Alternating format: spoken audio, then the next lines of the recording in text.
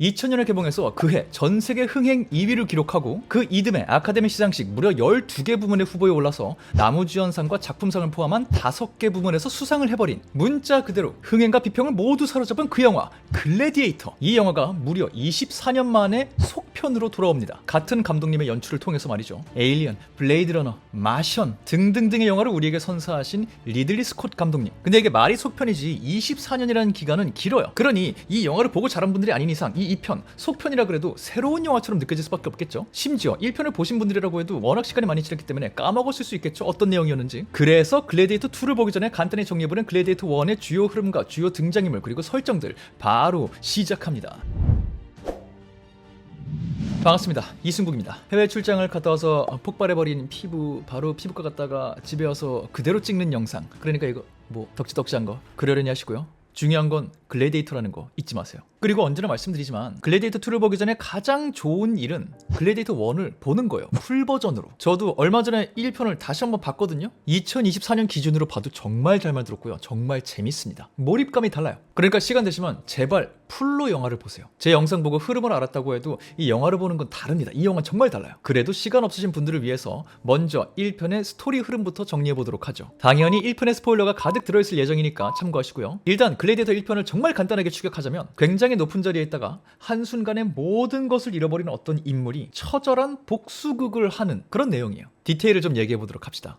그리고 여기 뭐 이름들이 등장하는데 이름에 너무 집착 안 하셔도 돼요. 제가 나중에 중요한 이름들은 따로 정리해 드릴 거니까 그냥 흐름을 따라간다 생각하고 들어주세요. 시작. 거의 2000년 전 고대 로마 시대가 배경이에요. 무려 12년에 걸친 전쟁이 막 끝났고요. 그래서 지금 시점에서 로마는 역대 가장 광활한 영토를 갖고 있습니다. 그리고 지금 이 영광스러운 시대를 이끌고 있는 황제 이름은 마르쿠스 아우렐리우스, 위대한 황제입니다. 근데 아이러니하게 이 황제는 자기가 속해 있는 이 시스템, 이 황제 시스템에 대한 회의감을 갖고 있어요. 이게 맞나 싶어. 심지어 그 와중에 자기 후계자가 되어야 되는 아들, 이 아들이 아무리 생각해도 황제감이 아니에요. 윤리적이지도 않고 그렇다고 어떤 능력이 특출난 것도 아니고 위험해 아이가 황제가 되면. 그래서 고민을 하던 아우렐리우스 황제는 막시무스라고 이번 전쟁을 승리로 이끈, 그리고 무엇보다 자기가 절대적으로 신뢰할 수 있는 로마의 대장군에게 엄청난 부탁을 하게 됩니다. 바로 황제가 자기 가족에게 세습되는 이 시스템을 없애고 로마 시민들의 의견이 정치에 영향을 미칠 수 있었던 옛날 시스템, 공화정으로 로마를 좀 바꾸고 싶은데 이게 잘 안착될 때까지 막시무스 장군, 당신이 로마의 수호자가 되어줬으면 좋겠다 라는 부탁이었어요. 간단히 말하면 자기 후계자가 돼서 로마를 뒤바꿔달라는 거였죠. 군인으로 평생 살아온 막시무스에게 이건 너무 놀라운 제안이었어요. 자기는 그런 사람이 아니라고 생각했고 처음에 거절했지만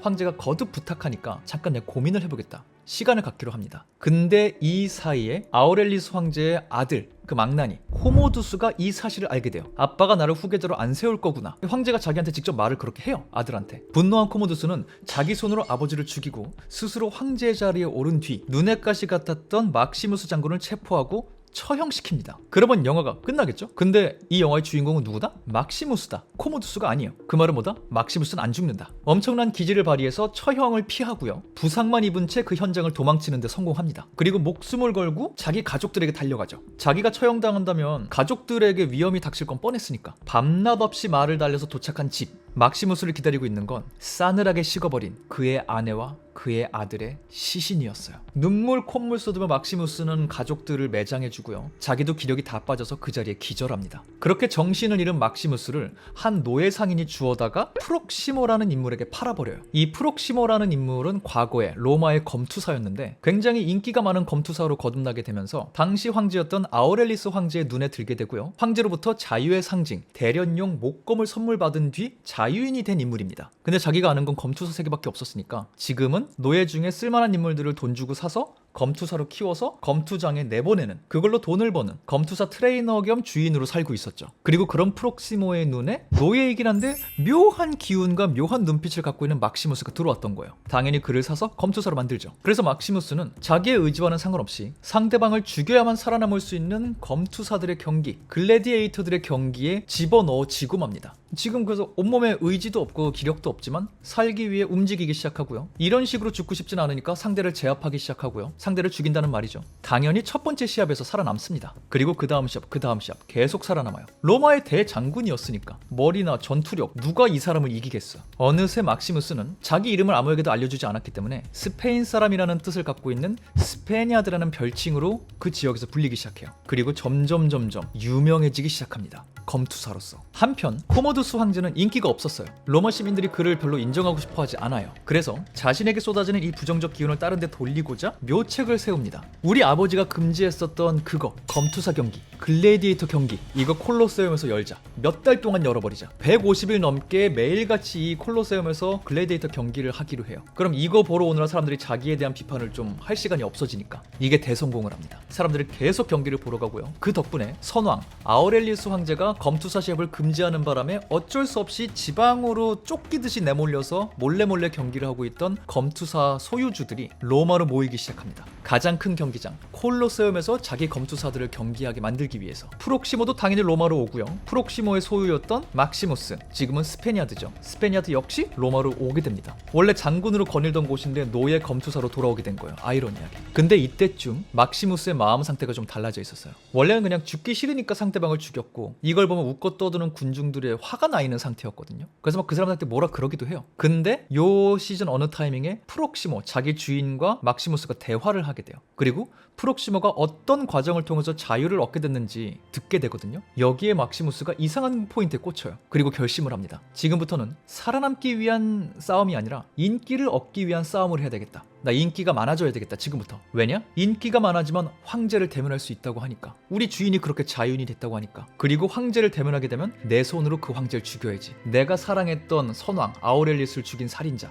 그의 아들 코모두스, 내가 내 손으로 죽여야지. 그 기회가 올 때까지 나는 검투사로서 이름을 알리는 수밖에 없다. 마음을 먹어요. 그리고 마음을 굳게 먹은 막시무스를 막을 수 있는 건 아무것도 없었어요. 연전연승, 인기가 점점 계속 올라가요. 심지어 정체를 너무 감추고 싶어 했지만 너무 대단한 인물이었기 때문에 이 과정에서 코모두스 황제에게 자기 정체를 들키게 되거든요. 근데 이미 인기가 너무 많아져 버렸기 때문에 코모두스 황제도 별다른 이유 없이 그를 죽일 수가 없게 돼요.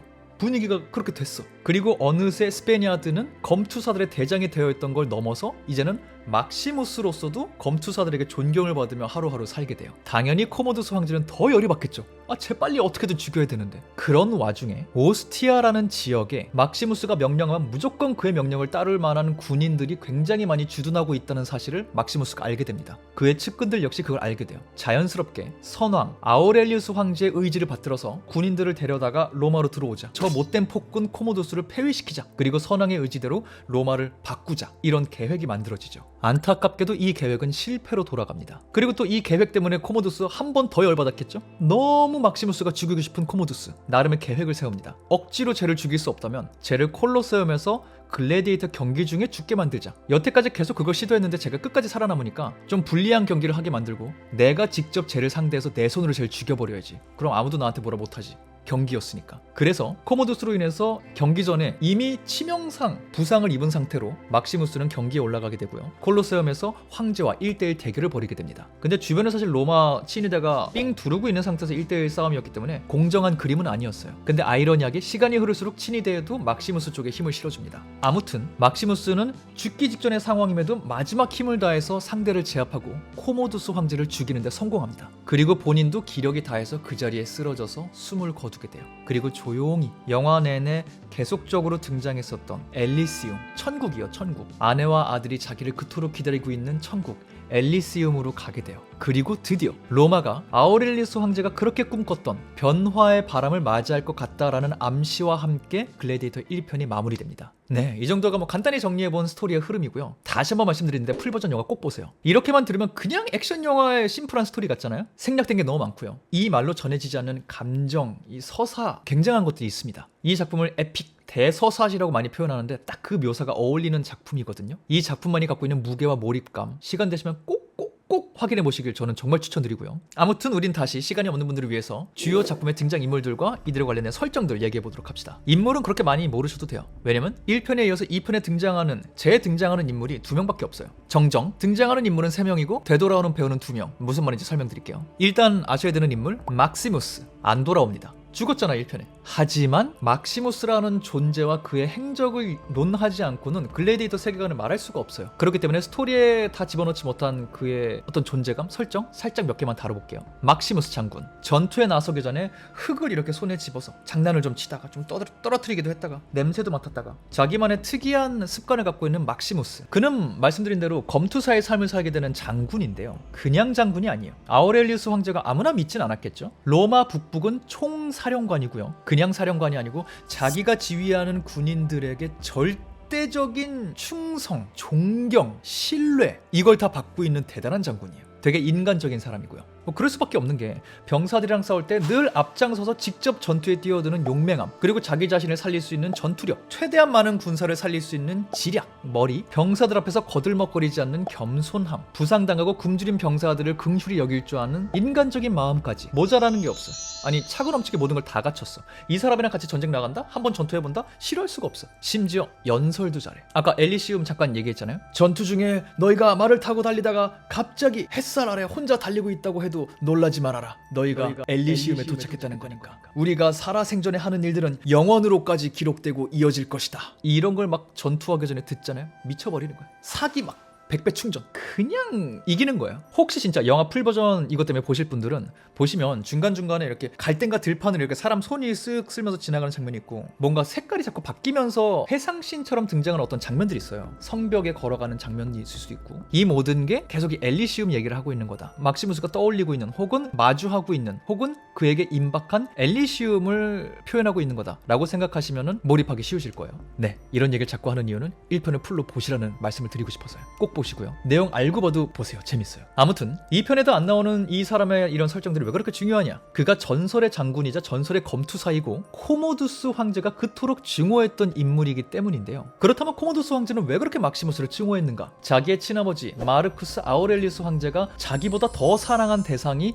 막시무스였기 때문에 분노한 거고요. 또 하나의 분노 포인트는 코모두스가 사랑했던 루실라라는 인물이 코모두스보다 더 사랑했던 인물이 막시무스 때문이기도 해요. 중요한 인물 루실라. 1편에 이어서 2편에 다시 돌아오는 캐릭터고요. 배우 역시 그대로 돌아옵니다. 루실라는 위대한 마르쿠스 아우렐리우스 황제의 첫째 딸이자 못된 코모두스 황제의 누나입니다. 코모두스 황제가 자기 누나를 사랑했어요. 이상한 사람이에요. 아무튼 이 루실라라는 인물은 뛰어난 생존 능력과 기민함, 강인한 멘탈 등등 정치꾼들의 세상에서 살아남을 수 있는, 아니 거기서 빛날 수 있는 여러 재능과 능력들을 갖고 있는 인물이에요. 딱 하나 아쉬운 점이 있다면 그때 시대상에 따라서 황제가 될 수 없는 여성으로 태어났다는 게 아쉽다면 아쉬운 점이었죠. 실제로 아우렐리우스 황제가 자기 딸을 보고 그런 얘기를 해요. 네가 여자라서 너보다 잘난 게 하나도 없는, 그리고 사실은 황제가 되면 안 되는 내 둘째가 저 아들이 황제가 된다는 게 너무 아쉽다. 이런 감정을 내비치기도 합니다. 아무튼 동생이 아버지를 죽였다는 걸 직감적으로 알아챈 루실라가 코모두스, 자기 동생과 단둘이 있을 때 바로 동생의 뺨을 세차게 때리고 그 다음에 그의 반지인가에 이렇게 입맞춤을 하면서 새로운 황제에게 충성을 맹세하는 장면이 등장해요. 이것만으로도 누나로서 동생에게 화를 내고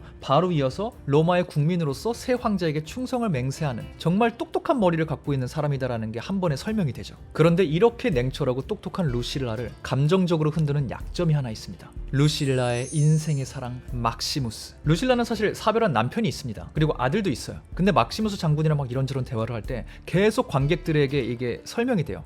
암시가 되죠. 둘이 예전에 열렬히 사랑했었구나. 실제로 이 루실라가 사별한 그 남편은 정말 어릴 때 정치적인 이유로 정략 결혼을 한 거였거든요. 그러니까 사랑하는 사이는 아니었을 거고 이 사람이 진짜 인생을 통틀어서 한 명 진심으로 사랑한 사람은 막시무스였죠. 근데 막시무스가 나에게 준 상처보다 내가 그에게 준 상처가 더 크다라는 말을 하는 거 보니까 로마의 공주로 살아있던 자기의 삶 때문에 또 정치적인 자기의 계산 때문에 아마 루실라가 막시무스를 찬 게 아닌가라는 뇌피셜을 돌리게 돼요. 영화를 보면. 아닐 수도 있어요. 이 부분은. 저는 그렇게 받아들이고 있어요. 참고하시고요. 나이가 들어서 다시 만난 막시무스. 루실라는 막시무스에게 여전히 감정을 갖고 있고요. 뿐만 아니라 자기 동생이 자기 아버지를 죽인 다음에 황제가 된 이 상황에서 로마를 살릴 수 있는 희망은 이 사람 막시무스밖에 없다는 것도 계산을 빠르게 하게 돼요. 루실라가. 자연스럽게 루실라는 여러 방면으로 막시무스를 돕고요. 결과적으로는 아버지의 의지를 따라서 오스티아에 주둔하고 있는 저 군대들을 데려다가 막시무스랑 함께 내 동생을 폐위시켜야지 라는 계획까지 세우게 됩니다. 여기 동참이에요. 굉장히 앞장서요. 이런 분위기를 만드는데. 하지만 정말 결정 결정적인 순간 아주 어쩔 수 없는 이유로 루실라는 이 계획을 동생 코모두스 황제에게 실토하게 되고요. 이 실토 때문에 스노우볼이 계속 굴러서 막시무스가 죽게 됩니다. 자기 때문에 자기 인생의 사랑이 죽는 걸 보게 된 거예요, 루실라는. 하지만 그 과정에서 코모두스 역시 사망을 하게 되기 때문에 영화 마지막 루실라가 이제부터 본격적으로 영향력을 발휘해서 로마의 변화를 가져올 것이다, 이런 그림이 그려지는 거죠. 요 중심에 루실라가 있어요. 자, 그럼 이런 생각을 하게 되죠. 아니, 뭔지 모르겠지만 루실라가 계획을 실토만 안 했어도 마지막에 코모두스만 죽고 막시무스 살고 루실라 살고 둘이 행복하게 잘 살 수 있었잖아. 왜, 무슨 이유였기에 그 계획을 실토해서 자기 인생의 사랑을 죽게 만들어? 대단한 이유가 있었어요. 루시우스가 걸려 있었거든요. 루시우스는 누구냐? 루실라의 아들, 마르쿠스 아우렐리스 황제의 손자, 코모두스 황제의 조카 루시우스가 걸려 있었기 때문에 실토할 수밖에 없었어요. 이 루시우스는 배우는 바뀐 상태에서 캐릭터가 2편에 그대로 다시 돌아옵니다. 그리고 이 루시우스가 루실라의 가장 큰 약점이 되는 존재예요. 어찌 보면 막시무스보다 더 큰 존재. 그러니까 계획을 실토했겠죠. 사실 이 아들이 없었다면 루실라는 더 교활하게 정치력을 발휘할 수 있었을 거예요. 더 코모두스를 빨리 곤란하게 만들 수 있었을 거예요. 하지만 아직 어린 자기 아들이 왕궁에 있고 이 왕국을 코모두스가 장악하고 있고 이 코모두스는 정신이 이상한 사람이고 자칫 잘못하면 내 아들이 내 동생에게 죽임을 당하게 될 수도 있는 거잖아요. 교활하게 행동하기 전에 그에게 충성을 맹세하고 너무 위험한 일을 벌리지 못한 데는 이런 이유가 있었어요. 내 아들을 지켜야 된다. 저 미치광이 폭군으로부터 살려야 된다. 이게 이 루실라를 많이 좀 제한적으로 움직이게 만들었죠. 근데 이 루시우스라는 어린아이가 이런 상황을 알까요? 모르죠. 모르면 뭘 해요, 사람은? 실수를 하죠. 누구 앞에서? 코모두스 앞에서. 그 실수란 스페니아드, 막시무스를 자기 최애 검투사로 삼아서 그를 너무 좋아하고 있었다는 것. 그걸 삼촌 앞에서 티냈다는 것. 실제로 스페니아드가 엄청 인기를 모으고 로마에 처음 입성했을 때 루시우스가 이 스페니아드를 구경하러 가요. 궁금해서 대화를 나눠요. 그리고 또 막시무스, 스페니아드죠. 사람이 좋아요. 어린애가 자기 팬이라고 하니까 팬 서비스도 해줘요. 이 사람이 입고 있는 그 갑옷이 있거든요. 자기 주인인 프록시모가 쓰던 거 같은데 그에게서 받은 갑옷이에요. 거기에 자기 장식을 좀 더 붙여갖고 되게 멋있게 등장하는 갑옷이 있어요. 거기 말 2마리가 이렇게 가슴팍에 있거든요. 이쪽 말 이름이 알젠토고 이쪽 말 이름이 스카토야. 이런 것까지 막 TMI 알려주면서 팬 서비스를 막 해줘요. 그리고 이 팬 서비스 대화는 뭐였다? 아들과 아버지 간의 처음이자 마지막 대화였다. 맞아요. 아버지와 아들. 1편에서 나오는 대화들을 보고서 이런 생각을, 이런 아이디어를 제시한 팬들도 꽤 있었다고 해요. 저는 몰랐는데. 영화 스포일러 아니에요? 2편 예고편에 나온 거예요. 예고편을 통해서 루시우스의 아버지가 막시무스였다라는 것이 공식적으로 확인됐어요. Lucius, take your father's strength. His name was Maximus, and I see him in you. 그러니까 막시무스랑 루시우스는 서로의 관계를 모르는 상태로 처음이자 마지막 그런 대화를 한 거죠. 아무튼 자기가 좋아하는 검투사에게 이런 팬 서비스까지 받은 루시우스, 스페니아드를 더 좋아하게 됩니다. 이런 관점에서 생각하면 루시우스가 루실라에게 얼마나 큰 약점이었는지 알게 되죠. 자기가 인생에서 가장 사랑했던 남자와 사이에서 낳은 아이가 루시우스인 거예요. 그러니까 이 아이를 위해서 내 남자가 위험에 처할 수 있는 선택을 할 수도 있는 거죠. 아무튼 자기가 너무 좋아하는 스페니아드에게 궁극의 팬 서비스까지 받은 루시우스 꼬맹이 더 눈치가 없어집니다. 대놓고 스페니아드 이름을 막 말하고 다니고 검투사 스페니아드가 로마를 구한다, 구할 것이다, 막 이런 얘기를 하고 다니고 삼촌이 이렇게 칼싸움 연습하자고 하는데 그럼 나는 스페니아드 할래, 막 이런 거 막 말하고 너무 순수하지만 너무 위험한 발언을 막 하기 시작해요. 그럴 때마다 루실라의 막 마음이 철렁하게 되는 거죠. 코모두스는 자꾸 더 열받고 결과적으로 이 모든 것은 코모두스를 더 예민하게 만들고요. 누나의 행동 거지를 보고 있던 코모두스는 이상한 낌새를 알아차립니다. 그리고 너무 자연스럽게 조카를 인질로 삼아서 누나로부터 이 반란 계획의 전모를 듣게 되는 거죠. 그래서 영화 마지막 1편 마지막에 코모두스가 죽고 막시무스도 쓰러져서 죽어갈 때 루실라가 달려와서 그에게 말을 겁니다. 그때 막시무스가 살아생전 마지막 말을 루실라에게 그렇게 합니다. 이제 루시우스는 안전하오. 그리고 딱 죽어요. 이게 또 루실라에게 얼마나 절절한 아픔이었을지 느끼시기 위해서는 뭐다? 1편을 풀버전으로 보셔야 된다. 내용을 알고서라도 보셔야 된다. 아무튼 그런 루시우스가 이번 영화에서는 어째서인지 로마 밖에서 살고 있고요. 또 어째서인지 로마를 향해서 엄청난 적개심을 품고 있습니다. 왜 이러고 살고 있는지, 왜 이런 마음을 갖고 있는지, 지금 상황이 어떻게 돌아가고 있는 건지 이걸 보여주려는 게 2편, 글래디에이터 2편이니까 궁금하신 분들은 극장 가서 확인하시면 될 것 같고요. 자, 이제 거의 다 왔습니다. 마지막 주요 인물이자 캐릭터와 배우가 둘 다 속편에 돌아오는 케이스, 그라쿠스라는 인물이 있습니다. 스크린 비중이 엄청 많지는 않은데 이 세계관 안에서 중요한 인물이에요. 로마 원로원 멤버 중에 한 명이고요. 최고위급 정치인 중에 한 명이에요. 로마를 국민이 다스리던 시절 공화정으로 바꾸자라고 말하는 대표적인 인물 중에 하나예요. 그러니까 코모도스 쪽보다는 마르쿠스 아우렐리스 황제와 같은 철학을 갖고 있었던 인물이겠죠. 나이가 있는 만큼 자신의 의심도 있고 자기만의 정치적 기조도 있지만 자신이 믿는 사람이 신뢰하는 사람이다. 그럼 나도 신뢰하겠다. 이런 마음을 갖고 있는 사람이기도 해요. 그래서 1편을 보면은 이 반란 계획을 세우고 있을 때 막시무스 너도 군인인데 야 네가 황제 폐위시키고 네가 독재하지 말란 법 없잖아. 이런 얘기했을 때 막시무스가 그런 얘기를 해요. 난 정말 이 반란 성공하면 저 황제만 끌어내리고 당신들에게 이거 넘겨주고 나 갈 겁니다. 왜냐면 그게 내가 모셨던 아우렐리우스 황제의 마지막 유언이니까. 이런 말을 해요. 그 말을 듣고 또 그라쿠스가 감동을 받아서 황제가 당신을 믿었다면, 루실라 공주님이 당신을 믿는다면 나도 믿는 수밖에 없지. 고!